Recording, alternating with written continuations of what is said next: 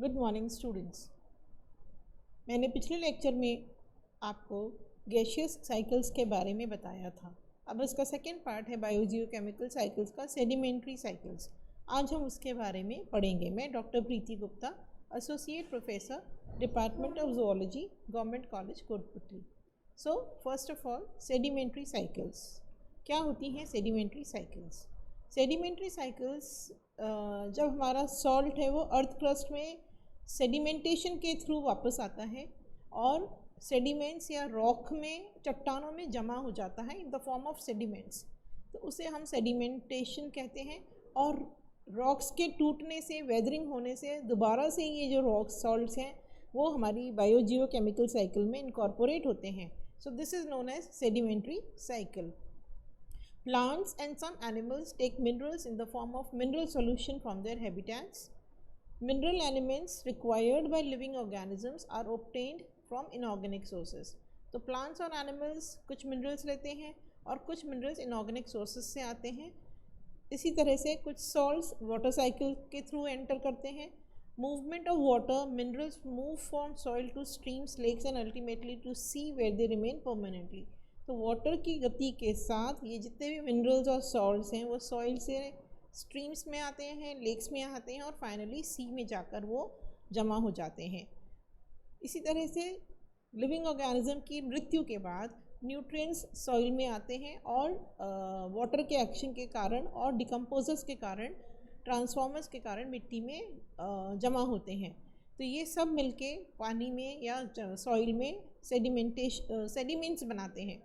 Green plants at one end and decomposers at other play important role in circulation of nutrient. So this is basically कि कैसे sediments deposit होते हैं.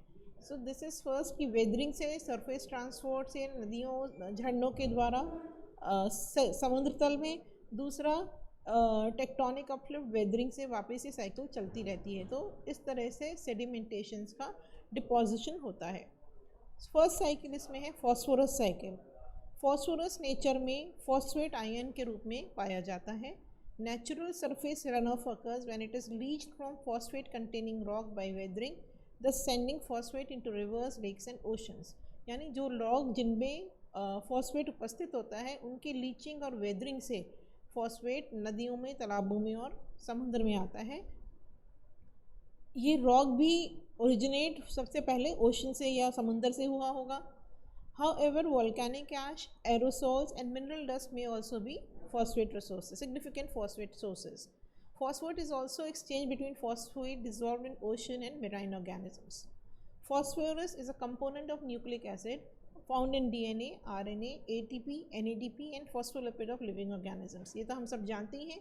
DNA, RNA, NADP, ATP में भी phosphorus पाया जाता है. हमारा phosphorus बायोस्फीयर में ज़्यादा नहीं पाया जाता.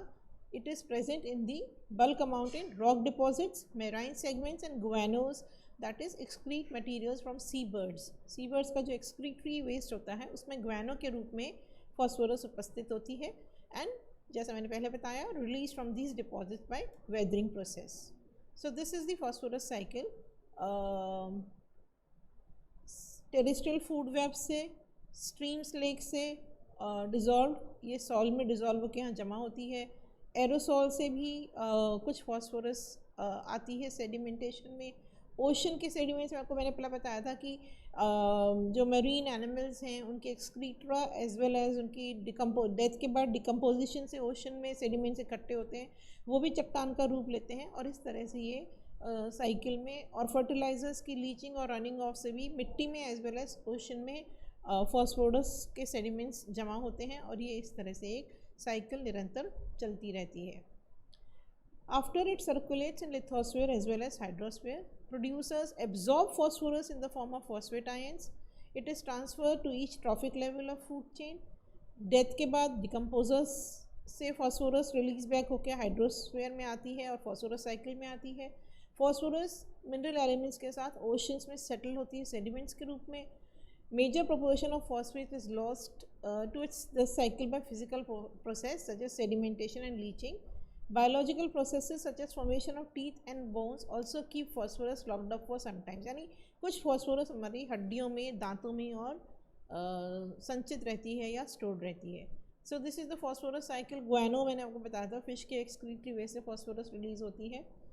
यहाँ पर आप देखें एनिमल्स के डेथ से, डिट्राइट से, डिकम्पोजर से सेडिमेंट्स बनते हैं। प्लांट्स में बर्ड्स के गुआनो से प्लांट्स फॉस्फोरस एब्जॉर्ब करते हैं। प्लांट्स एनिमल्स के बोन्स और टीथ में, रॉक्स में माइनिंग से फॉस्फोरस रिलीज होती है, और ये सारे सेडिमेंट्स यहाँ से प्लांट्स में जाते हैं, यहाँ से प्लांट्स में और एनिमल्स में जाते हैं, और वाटर के जो ओशन सेडिमेंट है उसमें से भी फॉस्फोरस प्लांट्स को जाती है। तो इस तरह से कंटिन्यूस साइकिल मेंटेन रहती है। Next cycle is sulphur cycle. Sulfur cycle occurs in the form of SO2. Sulfur occurs in the atmosphere in the form of SO2 and H2S. SO2 gas is formed during combustion of fossil fuels or as a result of decomposition. H2S or hydrogen sulfide gas is released in the atmosphere from waterlogged soils, continental layers, lakes and springs. The organic and inorganic sulfur and SO2 are formed through oxidation of H2S in the atmosphere. A small amount of sulfur occurs in dissolved state in rainwater and through rains it reaches earth's surface. So this is sulfur cycle. यहाँ पे आपको दिख रहा होगा कि organic sulphur in the form of mineral sulphur से recycle होती है। SO2 सॉल्यूशन लीचिंग के द्वारा मिट्टी में मिलता है। SO2 सॉल्यूशन से भी मिनरल सल्फर बनती है, और फर्टिलाइजर्स से भी H2S रिलीज होती है। In the form of rains SO4 और SO2 आती है, और इस तरह से ये एक साइकिल चलती है। दूसरी साइकिल ये दिखा रहा है आपको, जिसमें आपको दोनों तरह की साइकिल्स दिख रही हैं, sedimentary as well as hydrological cycles. So here you can see the sulphur cycle. Sediments SO4 के सेडिमेंट्स इरोजन से बायोस्फीयर में आते हैं SO2 के फॉर्म में, और वेस्ट वाटर रन ऑफ से ओशंस में। और उल्टा उधर देखें तो सेडिमेंट्स वॉल्केनिक रिलीज से एटमॉस्फेरिक SO2 रिलीज होती है, जो डिपोजिशन से सरफेस में आती है। तो ये एक तरह की साइकिल इस तरह से चलती है।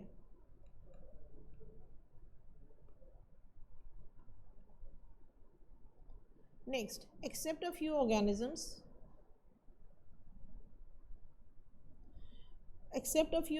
which need organic form of sulfur as amino acids and cysteine. Most of organisms take sulfur as inorganic sulfates.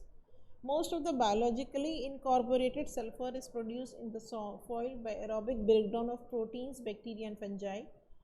Under aerobic conditions, sulfur may be reduced directly to H2S or H2SO2. Thiooxidation by green and purple photosynthetic bacteria. Green bacteria are able to oxidize sulfide to elementary sulfur. Purple bacteria carry oxidation to sulfate stage. In ecosystems, sulfur is transferred from autotrophs to animals, then to decomposers, and finally it returns to the environment through the decay of dead organic remains. Sulfur cycling involves precipitation of sulfur in presence of iron in aerobic conditions. Sulfides of iron, copper, zinc, cadmium, cobalt are insoluble in neutral and alkaline water, and consequently sulfur is bound to limit the amount of these elements. Thus, sulfur cycle affords an excellent example of interaction and complex biochemical regulation between the different mineral cycles. So, in conclusion, we can conclude that the study of biogeochemical cycles in the ecosystem makes it clear that abiotic components of ecosystem are transferred into biotic structures through metabolic processes and locked up in the biomass for some time depending on the return state. मतलब biogeochemical cycles के कारण कुछ abiotic components biotic component में बदलते हैं, और कुछ time के लिए मेटाबॉलिक प्रोसेसेस में या बायोमास में संचित या लॉक्ड रहते हैं। छोटे प्लांट्स में या लोअर प्लांट्स में soft tissues return rate is quicker than in higher plants and animals.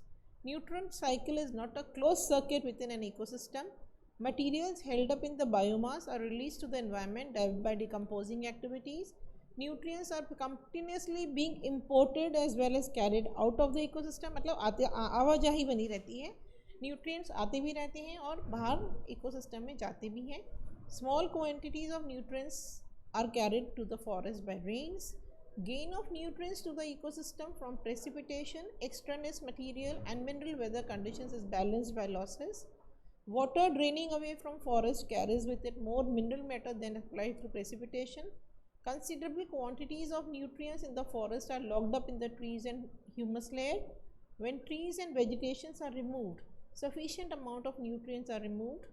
Intensive forestry and agriculture on some soils may reduce the nutrient reserves to such an extent that soils become infertile. Ecosystem can remain productive only if the nutrients withdrawn are balanced by an inflow of or replacement. Thank you.